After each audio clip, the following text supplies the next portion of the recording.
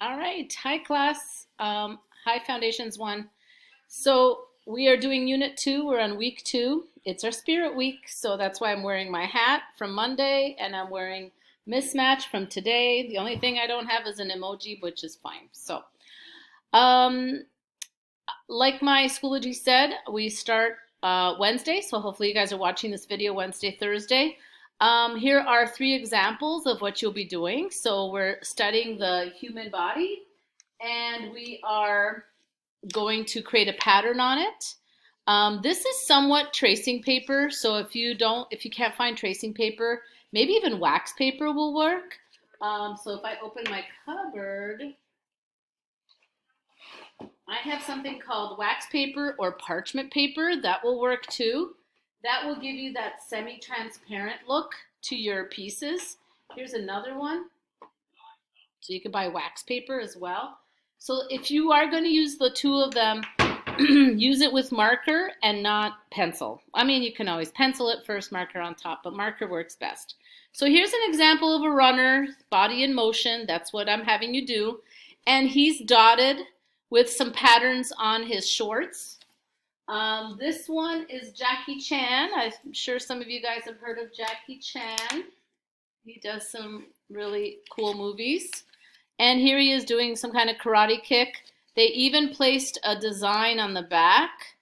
So you could, because it's semi-transparent, you could put a design on the back. So it's just a cardboard, like construction paper design. You can put anything on the back, really. Like, what do I have at this table? I mean, this will, so any kind of color. So you can jazz it up later or nothing, and you could just do a marker design in the back. So if you have Post-its or any kind of paper, see how I can change it up. I could even put like music lyrics if you're doing a musician. And then here's one where it shows you even better that you can create a pattern. So it's like a guy going to a gym, and he's got long hair. The eyes didn't work really well, so the person did sunglasses. You can certainly do that. Notice that he has a beard. So if you're going to put shadow underneath the chin, try to keep it light, or else you can have the bearded lady, so you don't want that. But here's an example of dotting and pattern. You don't have to dot. I like dotting, especially for skin tone. Works really well. Okay, so I'm going to make myself smaller, and I'm going to show you Schoology.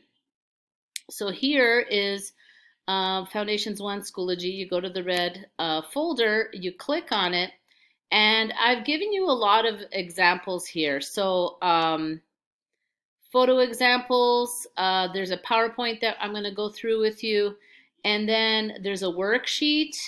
I'm going to make that worksheet optional if you want to fill it. Basically, if I open it, I think it's sideways. Oh, it's not.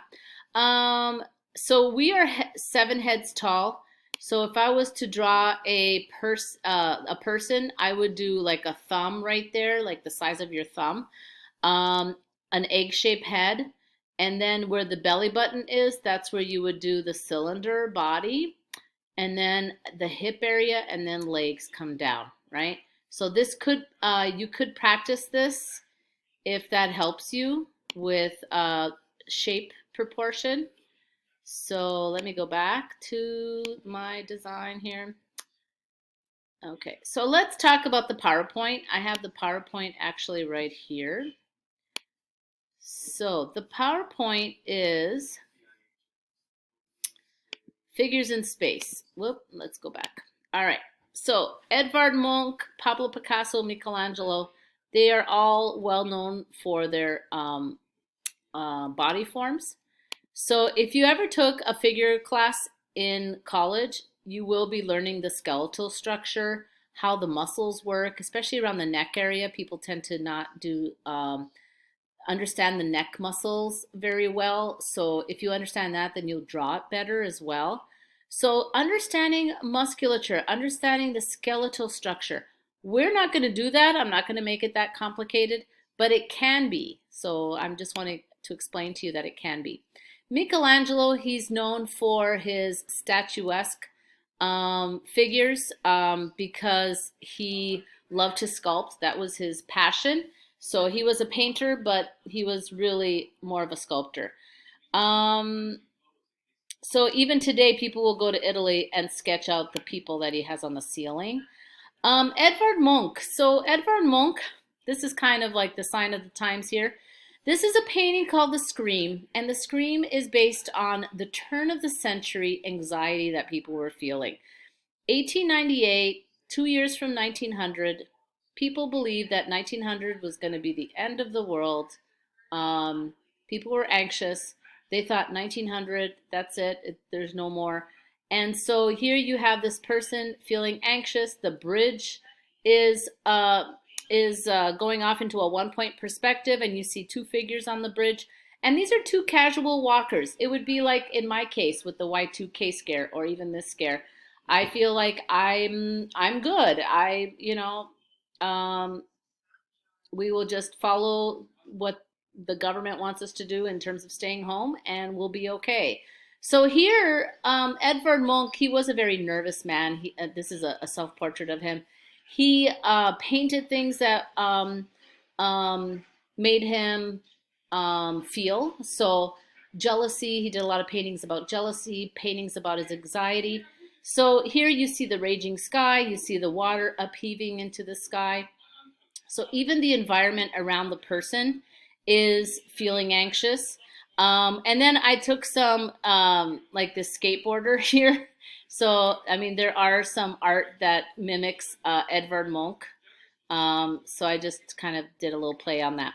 Pablo Picasso. So Pablo Picasso, he is the father of modern art. 1906, he did a painting called Demoiselle d'Avignon, which I should have put here, which kind of changed the whole world of paint, of how to paint a figure. He was one of the first people to break it down. Like, look at these three musicians. They look like they're made out of construction paper. They look like it's a collage of three musicians that are all kind of mixed together. This style is called the Cubist style. So if I was holding up a cube, I don't have a cube. Great, I have a can. Okay, so if let's say my can is a cube, you have the front, the back, the left, the right, the top, and the bottom. So you have 6 sides to a cube. How do you draw 6 sides all simultaneously at the same time? Pablo Picasso, that's how he did the Cubist style. That's why they're broken up. So he's drawing every angle of that person. Whoops. Okay, so dotting. Stippling is the technique. The dotting technique is called stippling. If you type in stippling art, you'll get a whole bunch of it. Here's like a person sleeping. Notice that the white area of the paper is the flesh tone or the cloth. So leaving white space, right? Here's a witch coming out of like some foamy wall. It's the white of the paper, but it shows as a positive. Here it shows as a positive. Seurat, so what was his name? Georges Seurat, he was a French artist that did these people walking in the park. And if you ever get a chance to see it, it's hanging in Chicago. I got a chance to see it, probably the size of my whiteboard in my classroom. It's made up of 3 million dots.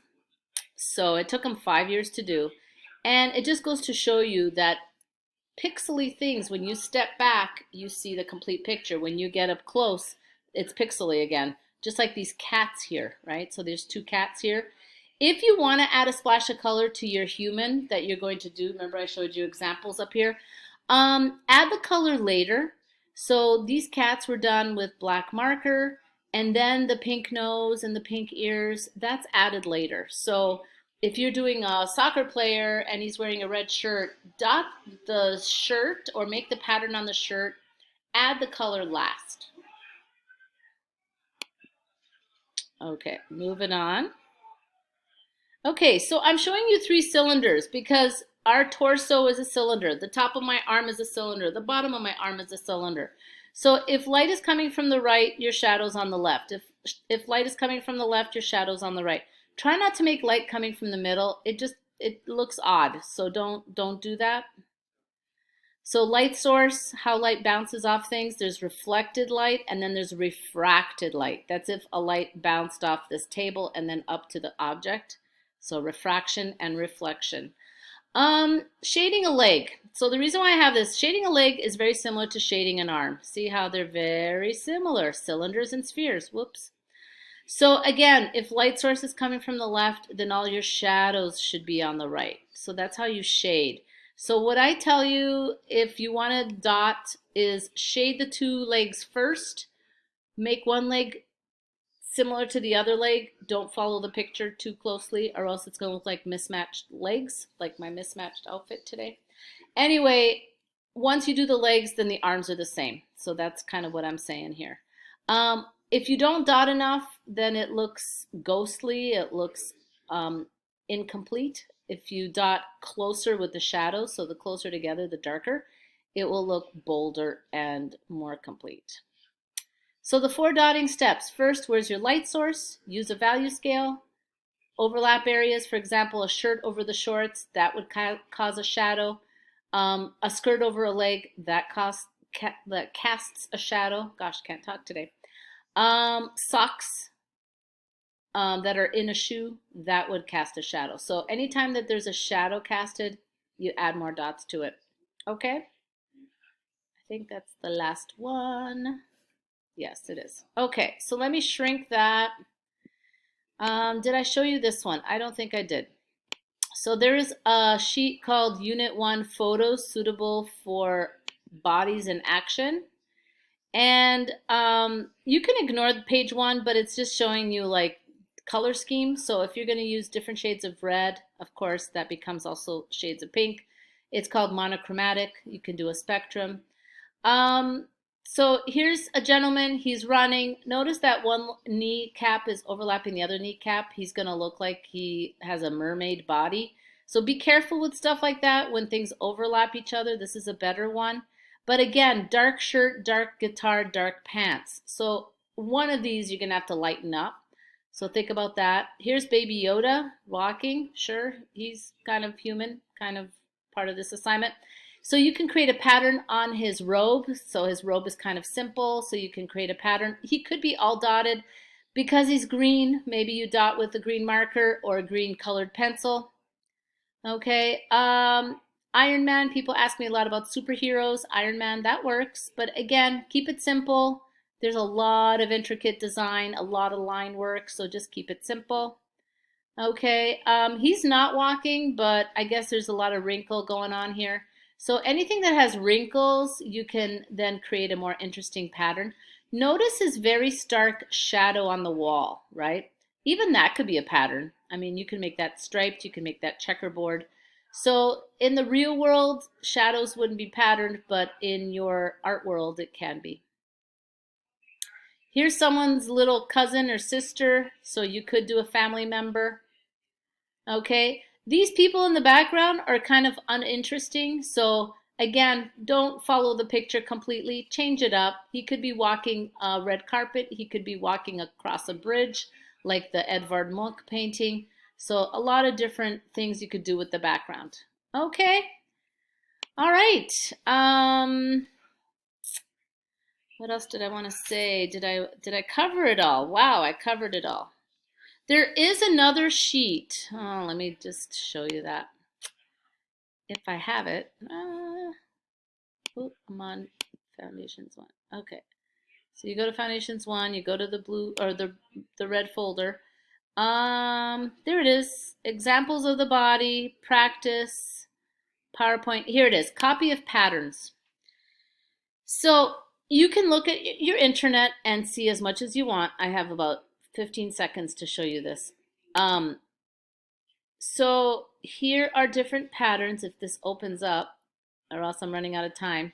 But you can follow any of these patterns. Yes, you could steal from the internet. MC Escher, he's known for his fantastic patterns with tessellations. So if you want to try tessellations, you have to cut out a paper and then duplicate it and create your pattern. It's very cool. Oh, okay. So you can do a fantasy background. I mean, there's so many possibilities, so many possibilities. So mines are like parachutes. They only function when they're open. I love that phrase. It's apropos to what we're doing today. So best of luck. Have a great one. And review this video if you need to. Bye.